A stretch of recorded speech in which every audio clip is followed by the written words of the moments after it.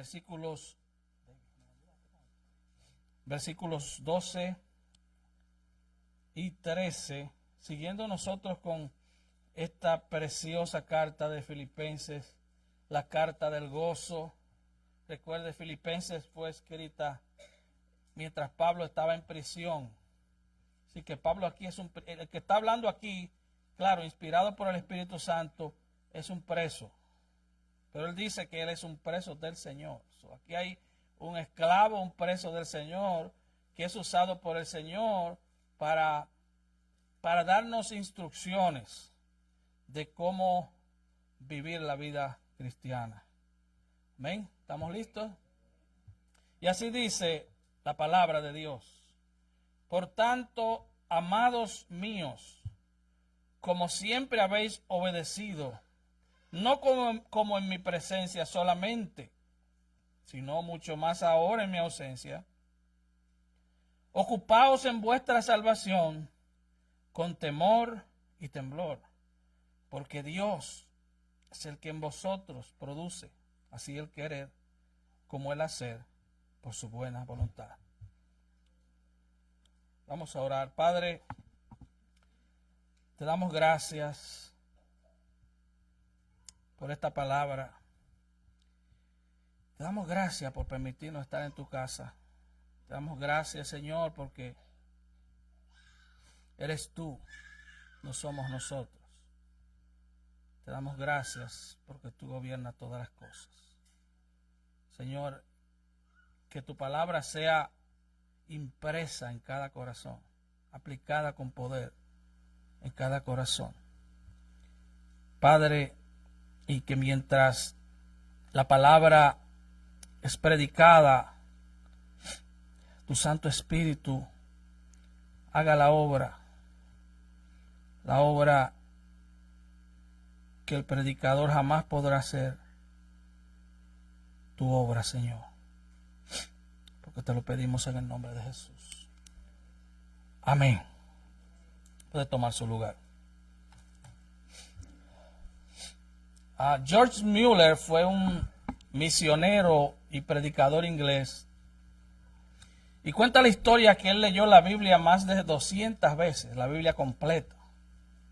50 de esas veces las leyó de rodillas. Cuando él iba a morir, ya en cama, le preguntaron, ¿qué te gustaría hacer todavía? Y él le dijo, leer más la Biblia, porque aún conozco poco de las excelencias de Cristo. Este fue un hombre que un día, siendo un predicador muy famoso, la reina de Inglaterra le visitó en su hogar. Y bueno, llegó la reina del país más poderoso de la época y está en la sala de George Mueller. George Mueller estaba de rodillas orando y uno de las personas de la casa va y le toca al hombro y le dice, la reina está aquí. Y él le dice, dígale que espere, que estoy hablando con el rey. Este mismo hombre tenía un orfanatorio con cerca de 1000 niños y un día no había nada que darle a los 1000 niños. Se le acabó el pan, no había nada de desayuno para los muchachitos. Y los miembros que dirigían el orfanatorio fueron donde George Mueller y le dijeron, hay que pedir comida, no hay comida para los niños. Y él le dijo, un momento, yo no le pido a hombre. Fue y se encerró de rodillas y le dijo, Padre de huérfanos, tus huérfanos no tienen comida. Amén.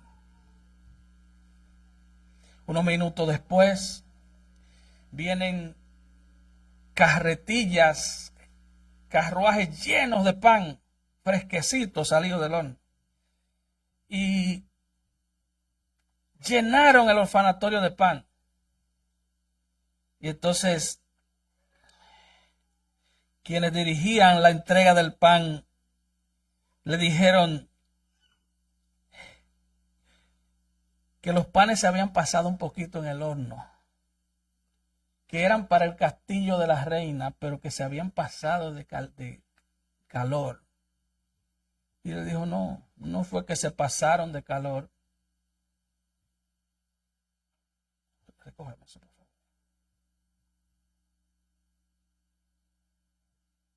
No fue que se pasaron de calor.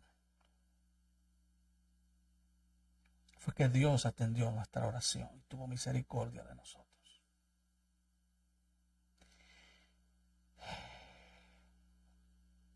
Este hombre tenía un cuaderno con más de 50,000 oraciones contestadas. Él tenía un récord de todas sus oraciones contestadas. Y llegaron a 50,000. ¿Por qué introducimos así el mensaje de hoy? Porque vamos a hablar del balance de la santidad. Ese es el tema. Y la santidad del creyente tiene dos caras. Tiene la cara humana y tiene la cara divina. Y usted dirá, bueno, pero es que los versículos que leímos no menciona siquiera la palabra santidad. Sí, pero vamos a leerlo de nuevo. Por tanto, amados míos, como siempre habéis obedecido, no como en mi presencia solamente, sino mucho más ahora en mi ausencia, ocupaos en vuestra salvación con temor y temblor, porque Dios es el que en vosotros produce así el querer como el hacer por su buena voluntad. Así que no usa la palabra santidad, pero la palabra santidad tiene muchos sinónimos en la Biblia. Obediencia, piedad, comportarse como es digno del Evangelio, hacer morir lo terrenal en nosotros, pelear la buena batalla, buscar las cosas de arriba, buscar el reino de Dios y su justicia, despojarse del viejo hombre, ser formado conforme a la imagen de Cristo. Todo eso tiene que ver con una sola palabra y es santidad. Y la lista sigue y sigue. Y este versículo 12 comienza diciendo, por tanto, amados míos, como siempre habéis obedecido, no como en mi presencia solamente, o sea, no sean hipócritas, obedezcan mucho más en mi ausencia. Y ocúpense de manera seria y reverente en obedecer a Dios. Ocúpense de manera seria en obedecer a Dios. No de manera liviana, trivial. Ocúpense seriamente en su santidad personal. Primera Tesalonicenses 4:3 hay un mandato, dice, pues la voluntad de Dios es vuestra santificación. En otras palabras, cada vez que usted vaya a hacer algo, cada vez que usted vaya a entablar una relación interpersonal, cada vez que usted vaya a buscar trabajo, cada vez que usted vaya a tomar una decisión, grande o pequeña, debería hacerlo a la luz de ese mandato. La voluntad de Dios es vuestra santificación.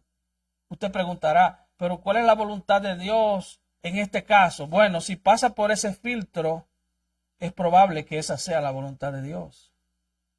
Para comenzar. Ahora, estos dos versículos nos hablan del papel nuestro y del papel de Dios en la santificación del creyente. Nos habla de la soberanía de Dios y nos habla de nuestra responsabilidad en el proceso de la santificación. Toda la Biblia está llena de paradojas. Y una paradoja es una aparente contradicción, que no es contradicción. Por ejemplo, si yo te preguntara, ¿quién escribió la carta a los filipenses? Tú dirías, bueno, Pablo. Y es verdad, fue Pablo, pero esa no es la respuesta completa. La escribió Dios y la escribió Pablo. ¿Quién es el autor? Dios. ¿Quién es el instrumento humano? Pablo. Así que El tema de la santificación del creyente encierra una paradoja. Dios es quien produce la santificación en el creyente, pero es Dios que nos manda a ocuparnos en ese proceso a través de los medios de gracia que Él ha provisto, como el estudio de la palabra, la meditación en la palabra, la oración, el congregarnos. Y mire lo que el apóstol Pablo escribió, y aquí hay una paradoja. Segunda de Pedro 1, versículos 3 y 4. Como todas las cosas que pertenecen a la vida y a la piedad nos han sido dadas por su divino poder, mediante el conocimiento de aquel que nos llamó por su gloria y excelencia. Usted diría, bueno, todas las cosas que pertenecen a la vida y a la piedad y a la santidad nos han sido dadas. O ya todo está bien, me voy a quedar ahí, todo lo recibí de Dios. No, pero Pedro no se queda ahí. Él dice en el versículo 5, ustedes también, poniendo toda diligencia, añadan a vuestra fe virtud, a la virtud conocimiento, al conocimiento dominio propio, al dominio propio paciencia, a la paciencia piedad, a la piedad afecto fraternal y al afecto fraternal amor. Así que se trata de ti y se trata de Dios.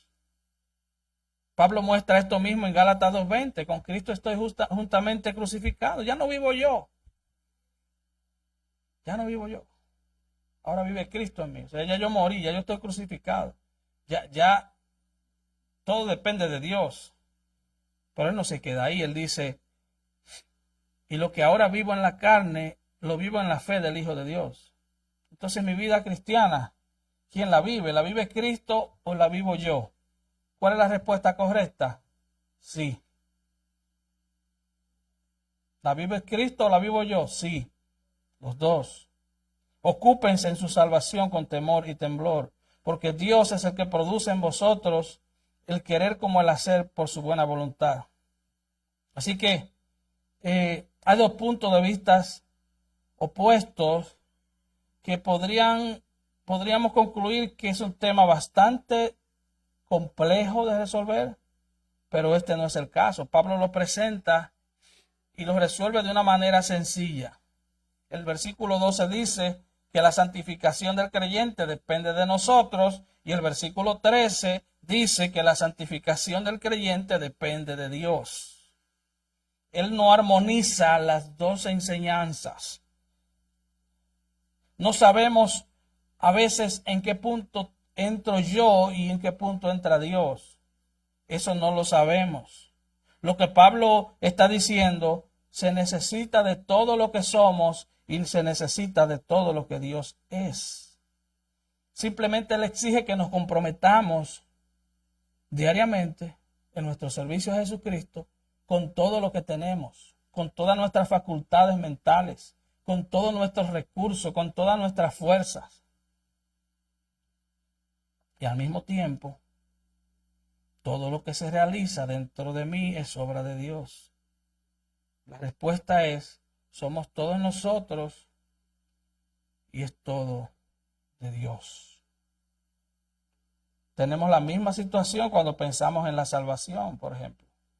La salvación humana, la salvación del creyente, exige apartarse del pecado y abrazar a Jesucristo. Ahora bien, la salvación exige un acto de la voluntad humana, en la cual el pecador se arrepiente y pone su fe en la persona y la obra de Cristo. Pero todos sabemos que fue Dios quien nos eligió desde antes de la fundación del mundo y que es Él quien efectúa esa salvación a través de su gracia. Así que son dos enseñanzas que no son contrarias, que no se contradicen, sino que en un punto se unen. Encontramos lo mismo en la perseverancia de los cristianos. Estamos eternamente seguros, porque según dice Juan capítulo 6, estamos en las manos del Padre, en las manos del Hijo. Él nos está sosteniendo. Dios ha diseñado la perseverancia de los cristianos de tal manera que nadie pueda presentar una acusación contra él. Dice Romanos 8 que nadie podrá condenar a los escogidos de Dios. Nadie. De hecho, Romanos 8 comienza diciendo, ahora pues no hay condenación para los que están en Cristo. En otras palabras, hay seguridad eterna en Cristo. Sin embargo, aunque es Dios en términos de nuestra seguridad, somos también nosotros en términos de nuestra perseverancia. La Biblia dice, por ejemplo, en Apocalipsis, que si somos fieles, Él nos dará la corona de la vida. Así que tu vida cristiana la debes vivir tú, pero también Cristo vive en ti. La vida cristiana se trata 100% de Dios, pero se trata 100% de ti. 100% de ti. Se necesita todo de nosotros. Se necesita que pongamos todo nuestro empeño. Pedro dice, con toda diligencia. Ser diligentes. Así que hay paradojas en la Biblia. Mire este pasaje de 1 Corintios 15:10. Pero por la gracia de Dios soy lo que soy, y su gracia no ha sido en vano para conmigo. Por la gracia de Dios soy lo que soy. Usted dirá, bueno, pues está bien, todo es asunto de Dios. Pero ¿qué dice luego? Dice, antes he trabajado más que todos ellos. Que hay otra paradoja. Yo soy lo que soy, dice Pablo, por la gracia de Dios. Pero después dice, pero yo he trabajado más que todos ellos. Hablando de los otros apóstoles. Y después que él dice que él ha trabajado más que todos ellos, entonces él requinta la idea y le dice, pero no yo, sino la gracia de Dios en mí. Así que, ¿quién fue que trabajó duro? ¿Fue Pablo o fue Dios? Los dos. Pablo era Cuando a mí me dicen que un pecador no puede ser perdonado porque ha pecado mucho, yo le digo, ¿y qué pasó con Pablo? Cuando alguien se escandaliza porque Jeffrey Dahmer se convirtió en la cárcel, supuestamente. Bueno, Jeffrey Dahmer era ¿Dahmer qué se dice? Algo por ahí. Él era un asesino en serie, pero ¿y qué de Pablo? Él era un asesino en serie de cristianos. Y él no solo fue perdonado. Él es el más grande de los apóstoles, aunque él dice que es el más pequeño. Él fue el que escribió gran parte del Nuevo, casi la mitad del Nuevo Testamento. Así que debemos entender que solo hay dos puntos en estos dos versículos. Punto número 1, y en el cual nos vamos a enfocar esta mañana, el cristiano ejercitando los medios de gracia que Dios nos ha dado. La responsabilidad personal en la santidad del creyente. Y el punto número 2, Dios está obrando en nosotros. Entonces Pablo comienza diciendo, ocúpense en vuestra salvación. Esto es un mandato. Ten en cuenta que él no está diciendo que trabaje para tu salvación. Él no está diciendo que trabajen en su salvación. Él no está diciendo, oh, haz lo posible por salvarte. No, tú no puedes hacer nada por salvarte. Si tú estás aquí sin Cristo, tú no puedes hacer absolutamente nada. La Biblia te llama muerto. Los muertos no pueden hacer nada. Estás muerto en tus delitos y pecados. Los muertos no pueden hacer nada. Así que la salvación es un regalo de la gracia de Dios.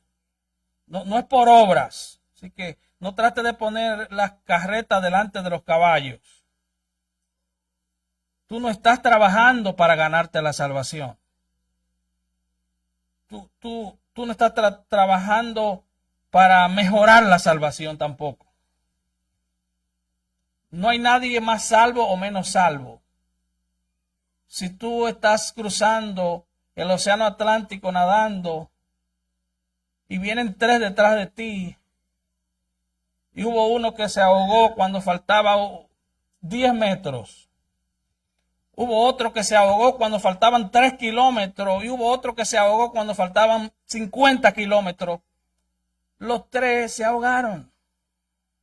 Ninguno de los 3 se salvaron. Tú no puedes decir, oh, el que llegó cerca, no, está ahogado también.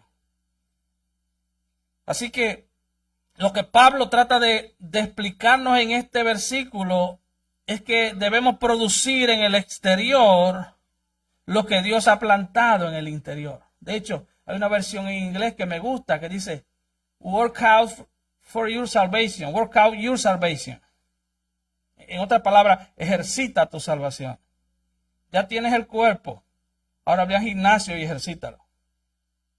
¿Estás entendiendo? No es que tú te vas a ganar el cuerpo. Tú no vas al gimnasio y le dices, hey amigo, ¿usted puede regalarme un cuerpo? No. No, ese no es el contrato. Tú vas a ir a ejercitar el cuerpo que ya tienes. Así que ocuparse de vuestra salvación. Encuentra tus propios medios. Él dice, como ya han obedecido en mi ausencia, en mi presencia, hágalo también en mi presencia. Ocúpense. Como habéis obedecido en mi presencia, ahora háganlo más en mi ausencia. Ocúpense. Mantente ocupado en tu salvación. Mantente ocupado en mortificar tu pecado. Mantente ocupado en transformar esa mente a través del estudio y la meditación de la palabra. Mantente ocupado. Entonces, trabaja continuamente.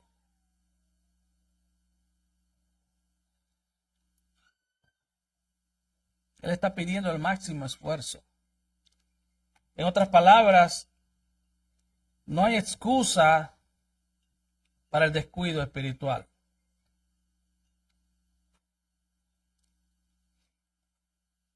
Debe haber compromiso.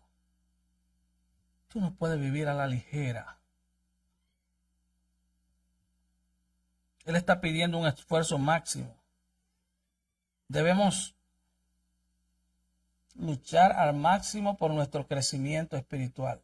Esto no significa que tú te vas a acostar un día siendo un tibio en la fe y en la noche vas a tener un sueño y por la gracia de Dios de manera mágica tú vas a despertar siendo un creyente maduro.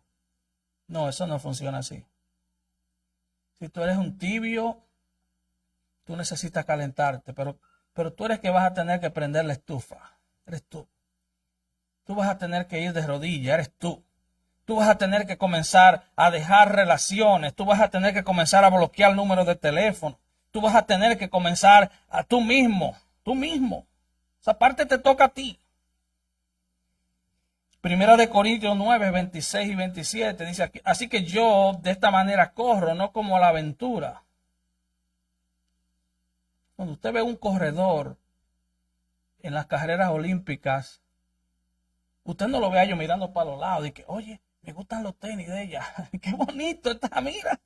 Me gusta el color de su uniforme. No, ellos están corriendo. Yo de esta manera corro, decía Pablo, no como a la aventura. Y de esta manera peleo, no como quien golpea el aire, sino que golpeo mi cuerpo. Y lo pongo en servidumbre. No sea que habiendo sido heraldo para otros, yo mismo venga a ser eliminado. No sea que habiéndole yo predicado a otros, venga yo a ser eliminado de la carrera. ¿Te imaginas qué desgracia de vida esa? Que tú le has predicado a otros y esos otros crezcan en Cristo y tú no. Y esos otros vayan al cielo y tú no, porque tú nunca realmente te arrepentiste de tus pecados. Así que este trabajo requiere todo nuestro esfuerzo. Todo el esfuerzo de nuestras facultades mentales. Todo el esfuerzo. Es por eso que en Romanos 12 Pablo dice: os ruego por la misericordia de Dios que presente vuestro cuerpo en sacrificio vivo, santo, agradable a Dios, para que sepa, para que conozca cuál es la voluntad de Dios, que es buena, que es agradable, que es perfecta. Así que ese es el único sacrificio que Dios acepta. Ya no hay que sacrificar animalitos. Ahora eres tú, ahora soy yo. Ahora hay que sacrificar esa lengua ofensiva, esa lengua chismosa. Ahora hay que sacrificar esos ojos que andan viendo pornografía. Esos ojos hay que sacrificarlos. Ahora hay que sacrificar esa mente que solo quiere TikTok, que solo quiere videitos de entretenimiento, solo entretenimiento, vivir una vida de entretenimiento. Esa mente tiene que ser transformada. Si no, Cristo no puede vivir ahí.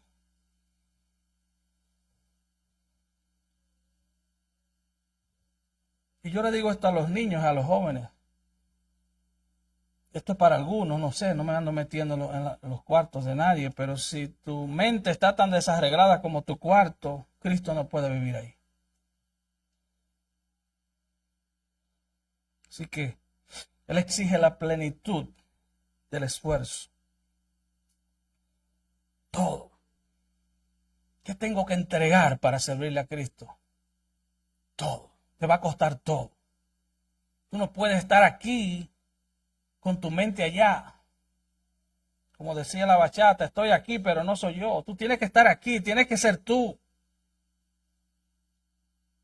Tú tienes que venir a la casa de Dios a recibir instrucción de Dios a través de su palabra, no a través de lo que el predicador quiera decir. La opinión, como decía David el día pasado, la opinión del predicador no vale 2 centavos.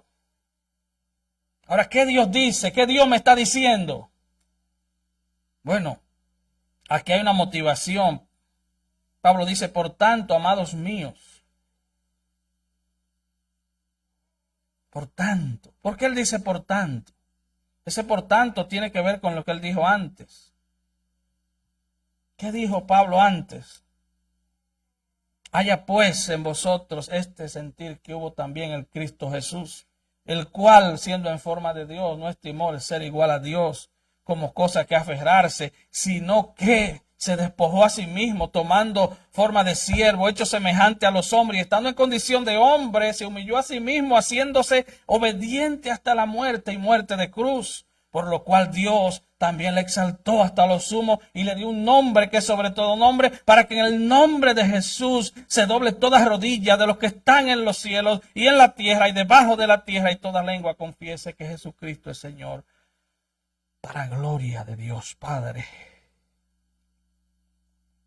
Tienes un gran Salvador y tienes una gran salvación. Eso es lo que le está diciendo. Él está apelando al conocimiento que ya nosotros tenemos de ese gran Salvador. Tienes un gran Salvador. Por tanto, ocúpate. Tienes una gran salvación. Por tanto, ocúpate en ese regalo. Te han dado un regalo inmerecido. Cuando realmente merecías todo lo contrario, merecías una entrada al infierno, te han dado salvación gratuita. Entonces él dice: ocúpate en eso. Ocúpate en eso. En vista del gran ejemplo que hemos recibido, él se humilló hasta lo sumo. Humíllate. Cuando más tú te pareces a Dios es cuando te humillas. Cuando más un creyente se parece a Cristo es cuando se humilla. Lo voy a repetir otra vez. Cuando más tú y yo nos parecemos a Cristo es cuando nos humillamos. Así que hemos visto el ejemplo de cómo debe ser una persona salva a la luz de que Él fue obediente. Él fue obediente hasta la muerte y muerte de cruz. ¿Hasta dónde debo ser obediente? Hasta la muerte. Ese es el ejemplo. Hay un ejemplo ahí. Y en vista de que siendo humillado Él fue exaltado, bueno, esa promesa es para mí, es para ti. El que se humilla, Dios lo exalta. Dios lo exalta. Así que hay un ejemplo aquí. Luego, Él le llama amados. Por tanto, amados míos. Otra cosa que necesitas saber es que eres amado. Que también vas a fallar en esa lucha y en ese proceso. Por más que te esfuerces, vas a fallar. ¿Hay lugar para el error? Claro que sí. ¿Hay lugar para fallar dentro del plan de Dios? Sí. Hay lugar. ¿Tu búsqueda de Dios no va a ser perfecta? No. Tu fe en Cristo nunca va a ser perfecta. Hasta el día en que cruce los linderos de la muerte, hasta ese día tu fe no va a ser perfecta. Así que Pablo aquí nos habla con misericordia. Él extiende la misericordia que él ha recibido del Padre. Él extiende esa gracia y le dice, por tanto, amados míos. Por tanto, amados míos. Esta era una iglesia buena, podríamos decir. Pero había problemas, como en todas las iglesias. Evodia y Síntique estaban peleando entre ellas. Colaboradoras mías, le llama Pablo. Y estaban peleadas. Así que si usted ve dos hermanas aquí que se pelean, Evodia y Síntique eran colaboradoras del gran apóstol Pablo y se peleaban.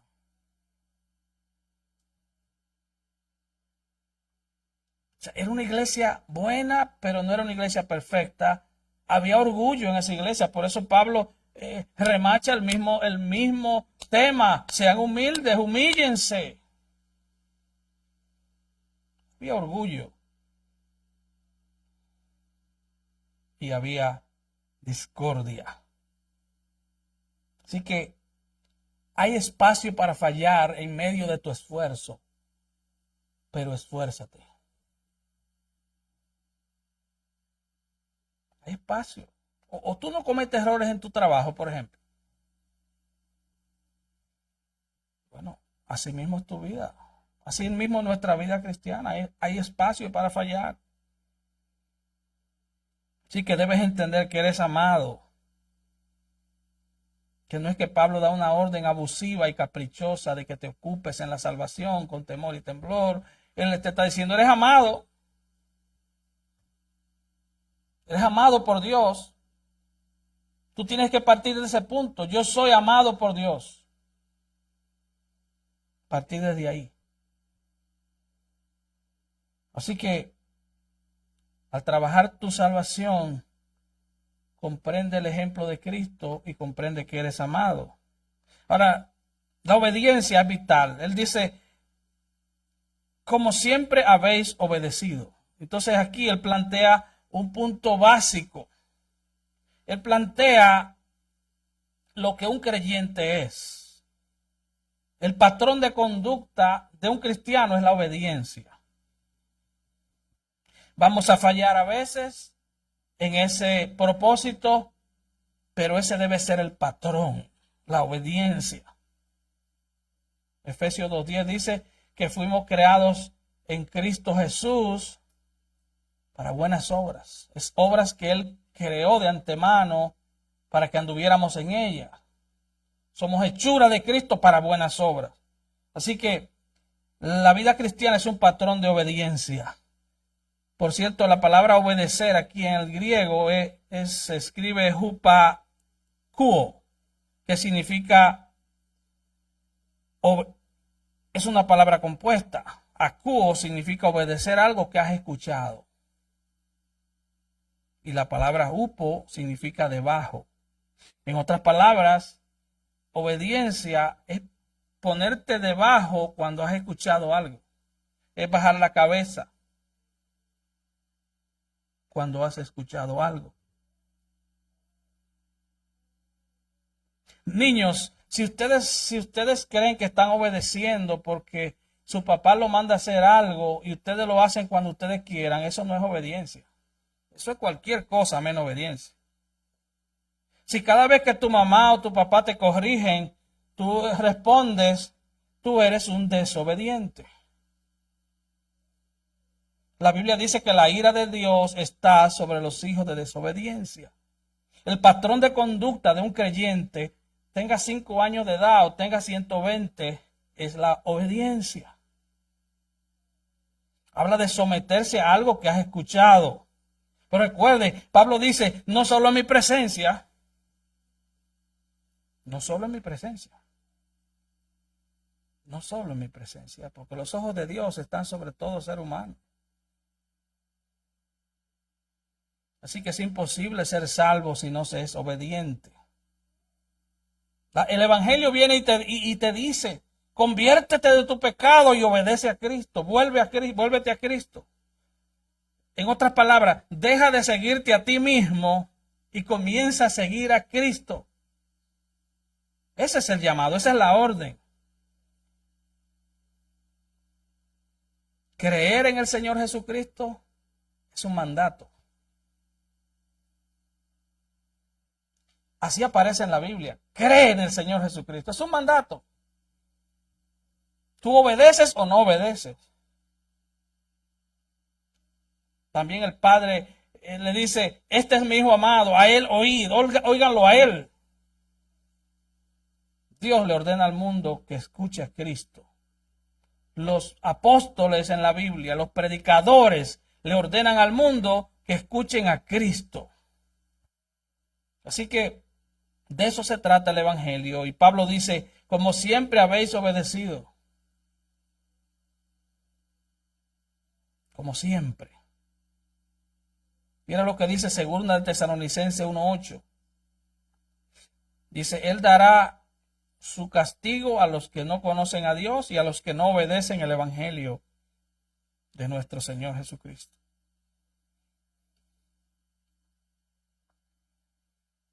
Los que no conocen a Dios, los que no obedecen el Evangelio de Cristo. Así que Pablo dice, así como siempre has obedecido, quiero que lo hagas mucho más. Y eso nos habla de una obediencia personal. La obediencia es personal. ¿Sabe? Sufrimos del síndrome de echarle la culpa a alguien. Siempre hay alguien culpable. Adán, ¿y por qué dice la mujer que me diste? Eva, la serpiente. Y si le hubieran preguntado a la serpiente le hubiera echado la culpa a una gallina o a un cocodrilo. La madurez de un ser humano, aún en nuestra área emocional, comienza cuando asumimos nuestros errores. Ser maduro significa reconocer cuando he cometido errores. Y la Biblia dice que el que confiesa y se aparta alcanza misericordia. Así que olvídate de los que te rodean ahora mismo por un segundo. Quiero hablarte a ti de manera personal. Tú eres responsable.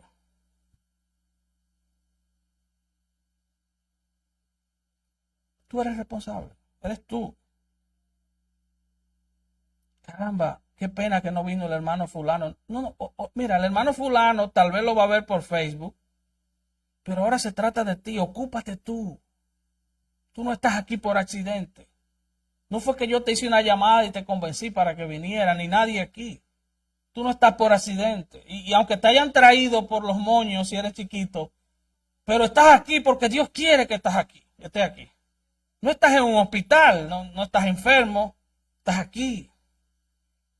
Pablo está diciendo, ocúpense de su salvación. Ustedes no me necesitan a mí.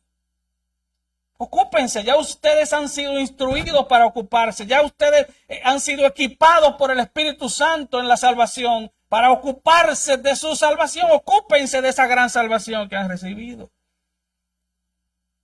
No sean dependientes de mí, es lo que Pablo está diciendo. No se trata del pastor. El pastor es una oveja igual que usted, que necesita ser pastoreado igual que usted, que necesita tener cuidado de su vida espiritual. Cada hermano, hermana, por más que crezca, es una oveja. Es una oveja del Señor. Necesita ser pastoreado, necesita ser corregido, a veces animado. Así que es una gran bendición estar en una congregación donde se estimula tu vida espiritual, donde se te entrega la palabra de Dios con seriedad. Pero tú eres responsable. Tú no puedes pasarte la semana atento a 45 minutos de predicación. Tú no vas a crecer así. Tú no puedes pasarte la semana porque oraste en la iglesia junto con los hermanos. Tú no te vas a pasar la semana con el almuerzo de hoy, ¿verdad que no? Ninguno de nosotros lo haría. Así que Pablo está diciendo, quiero ver más obediencia en mi ausencia, incluso que la que vi en mi presencia. Así debe funcionar la iglesia. No se trata de que el pastor esté, de que el pastor predique. Eso no es lo importante. Lo importante es que tu vida está siendo trabajada a través del libro, de la Biblia. Entonces, para ir aterrizando, Pablo dice que nos ocupemos. Debemos entonces, ¿cómo comenzamos a ocuparnos de nuestra santificación, de la salvación que hemos recibido? Entendiendo las consecuencias del pecado. Y no voy a hacer una lista de pecados. Todo lo que desagrada a Dios es pecado. Así que es verdad que hay espacio para que falles. Es verdad. Hay espacio para que falles. Hay espacio para que seas perdonado y amado. Pero debes comprender las consecuencias de tu pecado.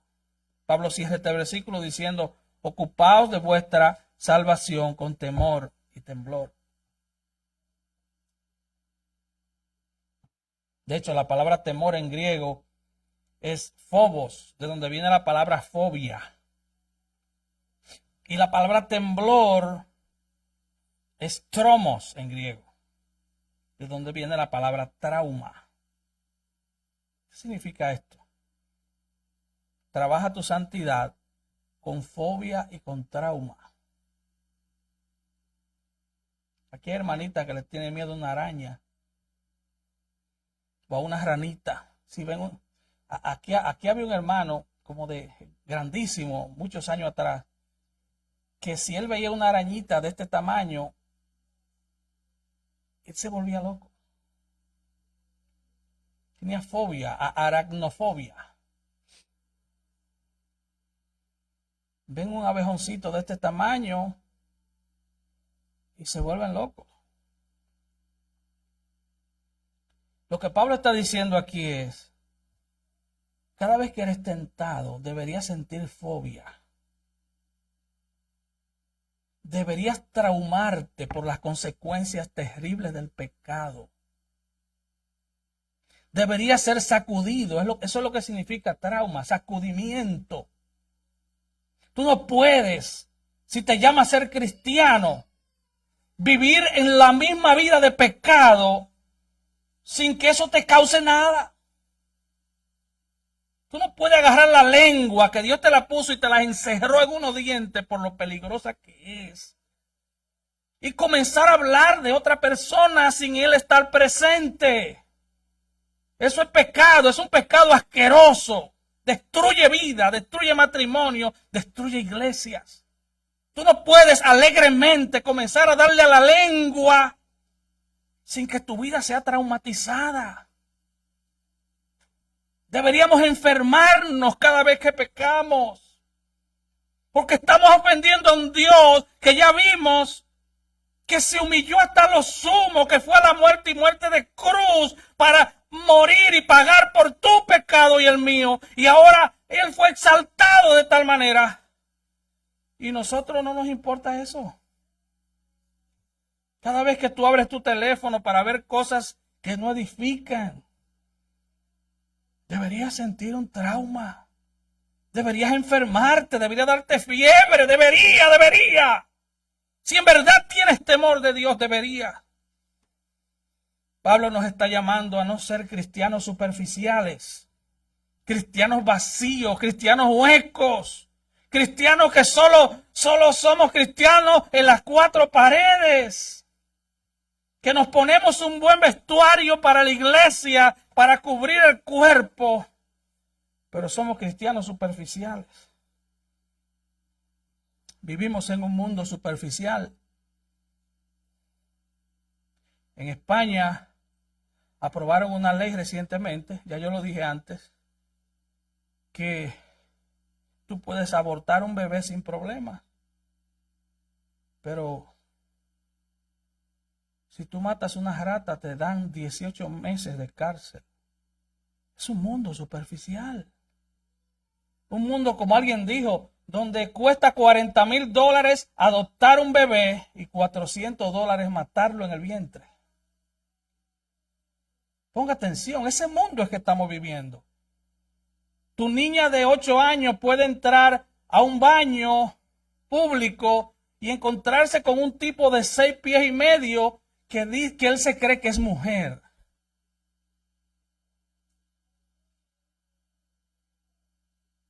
Es un mundo terrible.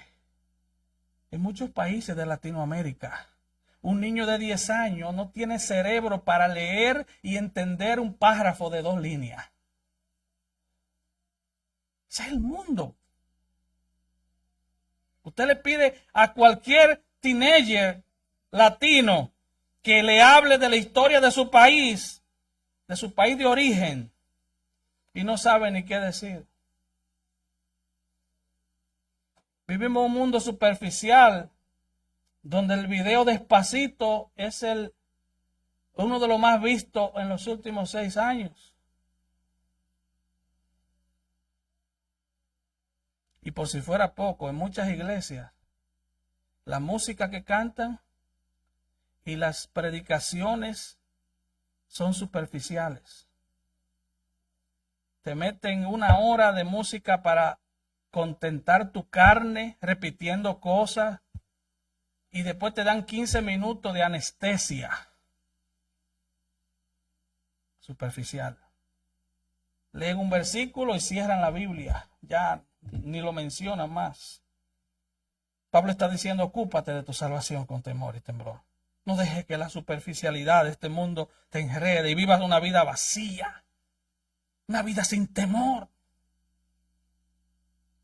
Deberíamos enfermarnos antes. Mire, si usted peca contra un hermano, usted debería sentir tal nivel de trauma que usted no pueda dormir por varios días hasta que usted arregle su vida con ese hermano. Porque ¿quién es usted para juzgar al criado ajeno? Dice Pablo. ¿Quién es usted para juzgar al esclavo de Cristo? No es esclavo suyo. Aquí nadie es esclavo de nadie. Aquí nadie es esclavo del pastor. Ni siquiera mis hijos. Y mi esposa menos. Ella es la que manda en casa. Nadie es esclavo. Somos esclavos, pero es de Cristo. Él fue el que murió por ti. Él fue que pagó el precio de tu esclavitud. Él pagó cada infierno de cada uno de nosotros, lo pagó.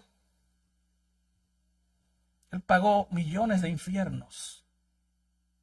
Así que temor significa sacudida, trauma. Debería haber un trauma al contemplar las consecuencias de ofender a Dios.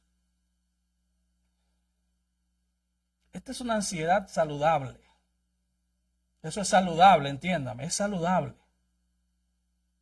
Tener temor y temblor a pecar, eso es saludable. Enfermarnos cuando llega la tentación, no solo por el temor a las consecuencias. Ay, si mi mujer me encuentra. No.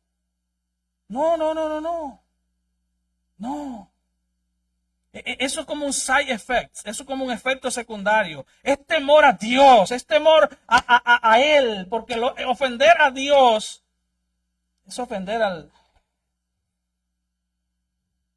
gobernador del universo, al dueño del universo, al sustentador del universo, al que tiene en sus manos tu vida y mi vida, al que mata y da vida, al que humilla y levanta.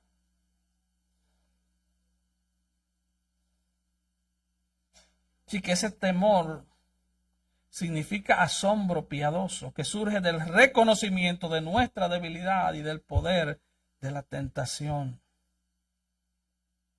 Es un temor saludable que te pone en guardia para no tropezar y perder el gozo de la salvación, para no ofender a Cristo. Hermano, dentro de cada uno de nosotros hay un potencial terrible de pecado. Romanos 3 dice que no hay ni uno bueno. Así que el temor y el temblor son una reacción saludable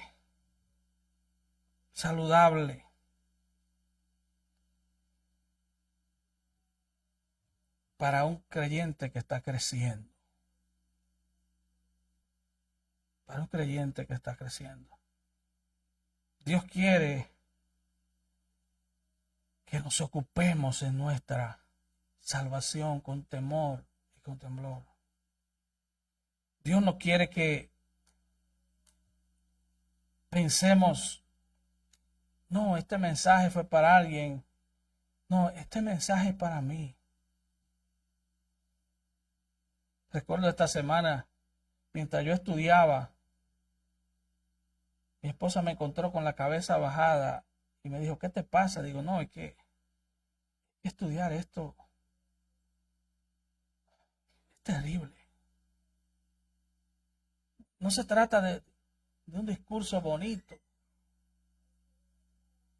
Se trata del Dios a quien ofendemos cuando pecamos. De eso se trata.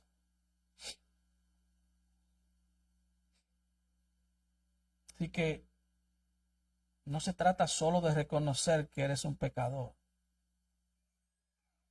No se trata solo de eso.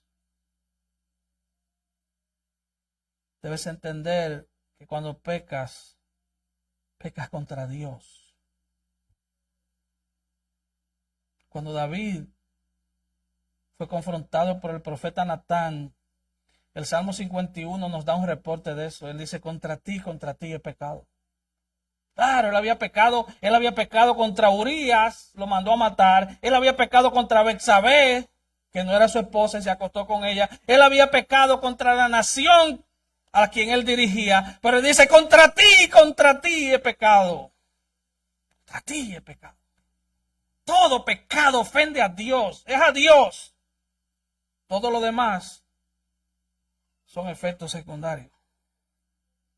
Y si amas a Dios, sería imposible no arrepentirte. Sería imposible no arrepentirte, seguir como que hoy es un mensaje más. No, no es un mensaje más. Podríamos decir que un verdadero cristiano no solo odia el pecado que está en él, sino que se odia a sí mismo cuando peca. Se siente asqueroso. Se recuerda el hijo pródigo. El padre Dijo, pónganle vestido nuevo. Voy a usar, a usar la versión del plátano. Él diría, esa ropa le hiede mucho, quítenle esos trapos. Así llegamos nosotros a Cristo, con un ropaje de pecado hediondo. Y Pablo vuelve y dice, despójense del viejo hombre, despójense, quítense ese abrigo viejo hediondo. Pero no es para que se lo pongan otra vez, es que lo tiren a la basura. Deberíamos sentirnos como Pablo en Romanos 7, 24 y 25, cuando él dice, miserable de mí. Así que no, hermano, yo no quiero que usted salga de aquí con miedo a las consecuencias del pecado nada más, sino con un temor reverente de ofender a Dios. De ofender a Dios. Créame, que yo me aterrorizo del solo hecho de pensar que me voy a parar en este lugar y voy a decir lo que Dios nos dice en su palabra. Por eso me tomo tan en serio el ministerio de la palabra. No se trata de agradar gentes. No se trata de tener la gente contenta para que vuelvan el domingo. Mucho más que eso, es la eternidad de la gente que está en juego. Es la vida eterna de la gente que está en juego. Así que deberíamos llorar nuestro pecado. Deberíamos estar aterrorizados del solo hecho de pensar que vamos a ofender a Dios. Así que, para concluir, recuerda que eres responsable, porque ya tienes los recursos. Número 2, recuerda que eres amado por Dios. Que vas a fallar. Sí, vas a fallar. Oh, no hay uno aquí que diga, no, yo no voy a fallar. Oh, te lo aseguro que sí. Comenzando conmigo. Vamos a fallar.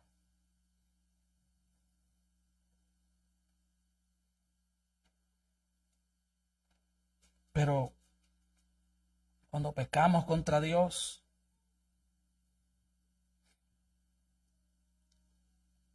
dañamos nuestras relaciones. Dañamos la iglesia. Recuerde, la iglesia es la novia de Cristo. Si tú quieres problemas con el novio, métete con la novia. Hazle daño a la novia. La iglesia es la novia de Cristo. Él es que está edificando su iglesia. Y él dice, y las puertas del infierno no prevalecerán contra ella. Y con ese santo temor, no un temor enfermizo, no un temor que nos quita el sueño, no, un temor saludable, un temor que nos aterrorice cuando llega a la tentación, que nos dé temor ofender a un hermano, porque Cristo murió por ese hermano. Por eso él dice, miren a los demás como superiores a sí mismos. Y eso comienza en casa. Y eso sigue en nuestra vida diaria. Así que, teniendo todo eso en mente, tu esfuerzo supremo debe estar dirigido a vivir en santidad. ¿Cómo? Usando los medios de gracia que Dios te ha provisto. Úsalos. Úsalos. Y si en esta mañana tú te has sentido convicto de pecado, hoy es el día en que tú puedes venir delante de Dios. Ahí mismo donde estás, inclinar tu cabeza y hablar con Dios y decirle, Señor, Perdóname, te he fallado una y otra vez. No te vayas enojado con el predicador porque le vas a añadir otro pecado. Yo soy el cartero. Yo soy el mensajero. Yo traigo la carta. Y tampoco te vayas a enojar con Dios.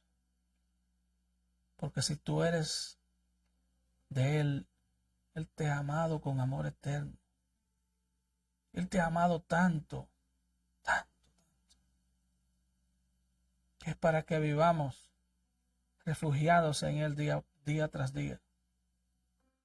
Asombrados de que hoy estamos vivos. ¡Wow! No me mató anoche.